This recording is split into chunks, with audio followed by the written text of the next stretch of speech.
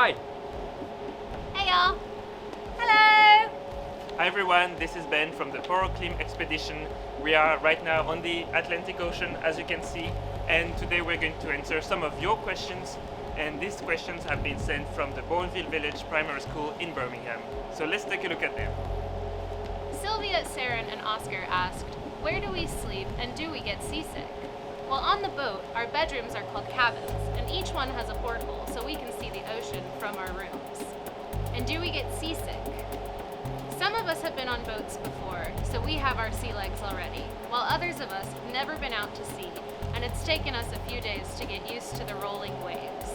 We do have medicine, though, that helps us get over our seasickness, and by the end of the trip, we're all ready for our next adventure. Thea and Esme ask, what's it like to wear the safety uniform? Well, as you guys can see, I've got it on now. It consists of a hard hat, a life jacket, high visibility jacket, and some steel toe cap boots. Safety is of the utmost importance on the ship. With the life jacket, in the event that I fall overboard, it'll immediately inflate when I hit the water. It's just to keep us safe. As you can see behind me, we've got loads of cranes and stuff like that, so we really don't want to hit our heads. It's all just part of life and work on the ship. Chloe asked, how many people are on your journey? Well, there are 28 people on the ship right now, actually. 30 in science crew and 15 ship crew. I have come to know all of them personally, and I can say they are really great people. But the ship can normally hold 40 people, if not under COVID regulations. And so right now we are a bit restricted to about half of that.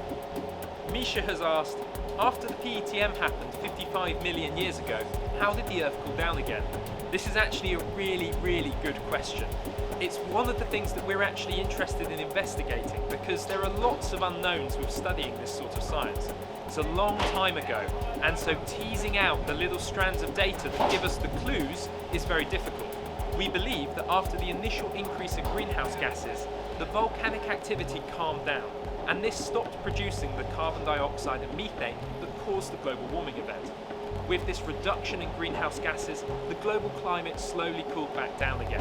So that's what we think, but we need to process the data and properly work it out to see if that is right.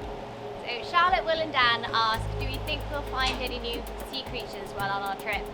Unfortunately not sea creatures, but we have discovered new volcanic features on the subsurface. We've also learned a lot more about previously known volcanic features too. It's actually not the aim of our expedition to find new creatures, however we've seen quite a lot of whales on our trip and that's been really fun.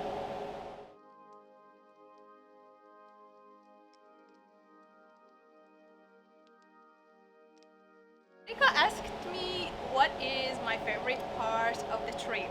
Well, because I did night shifts, I had the chance to see beautiful sunrise in the North Atlantic.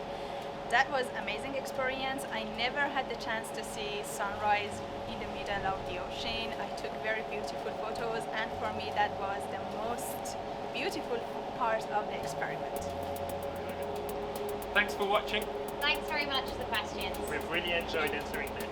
We hope we answered all of your questions. See you in the next video. Bye!